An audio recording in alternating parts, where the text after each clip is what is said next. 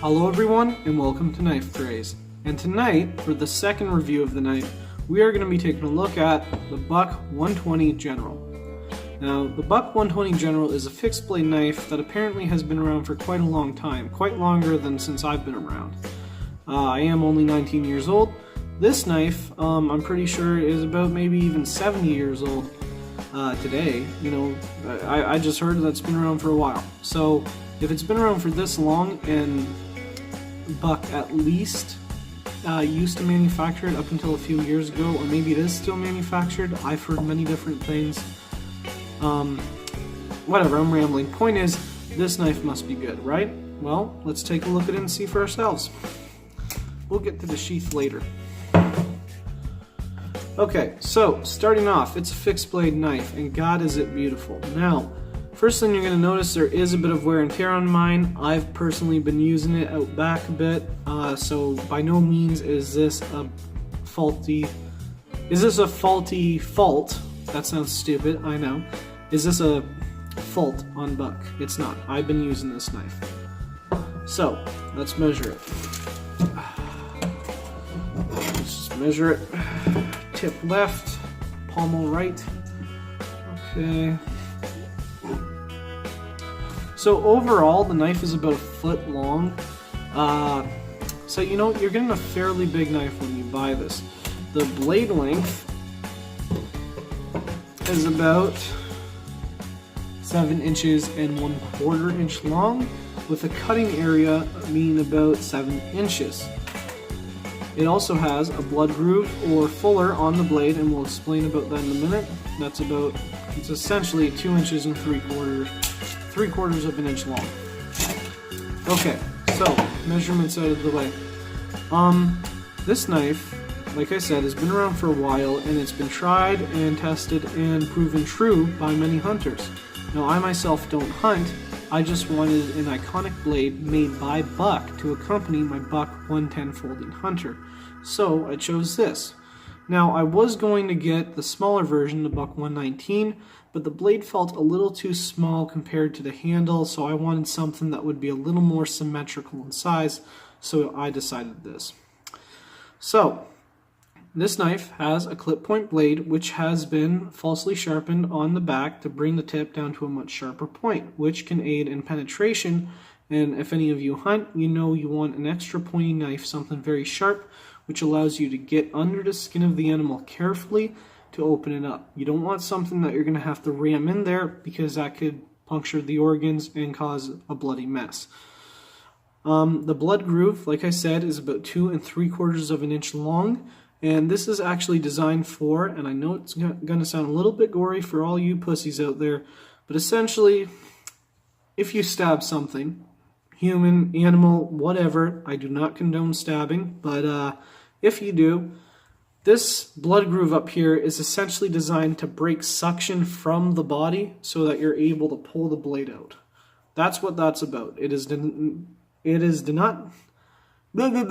getting jumbled. It is not designed to catch blood. It is designed to break suction from the stab wound on the body. Okay, nasty crap's out of the way. The blade also has a unsharpened area right here, also known as a finger choil. It's not very big, so if you are going to use the choil to choke up on the blade for, you know, more detailed work, I would recommend wearing some type of glove, because I only have medium-sized hands. My fingers aren't really even that thick, but still, my finger is heading onto that blade. And because, you know, Bucks are known for having very good edge retention and are able to be sharpened quite well, and considering I sharpen my knives quite well, I would not want my finger to slip onto that blade. The blade thickness is about like 1 inch, which personally I don't like. I mean, the thickness of the blade is fine, but the height of the blade from spine to edge, I feel it's a little bit thin. I personally would have liked it if they made it maybe 1.25 inches thick. That would have been a lot better considering the length of the blade and the size of the handle. I also would have liked it if it would have been a full tang knife instead of just a rat tail tang. But on to the rest of the details. Now, it does have a fairly, fairly sized crossguard here. I know some of my words sound stupid, whatever. It does have a fairly good sized crossguard here. Now this is enough to kind of prevent your finger from slipping onto the blade. Up here, you know, not so much, but that ain't a problem because this area up here ain't sharpened. But I'd say the crossguard is just the right size. It really is. It's not too big and it's not too small. It is actually made out of aluminum, whereas the blade steel is 440 HC. I know I should have mentioned that earlier. The pommel is also made out of aluminum, just like the crossguard. The grips, these particular grips on this knife are made out of, I can't believe I forgot it.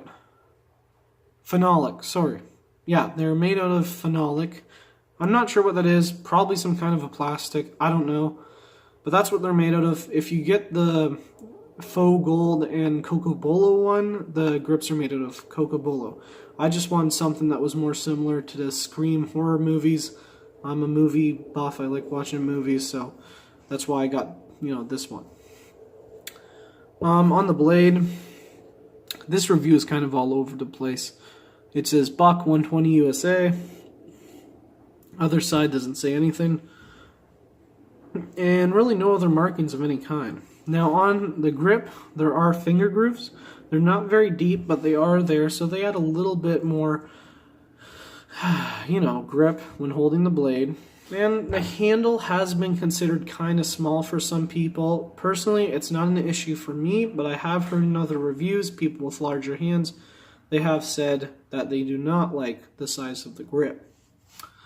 Another nice thing about the grip is that they've slanted the pommel upwards so that it kind of also adds a little bit of, you know, retention to prevent it from slipping under your hand.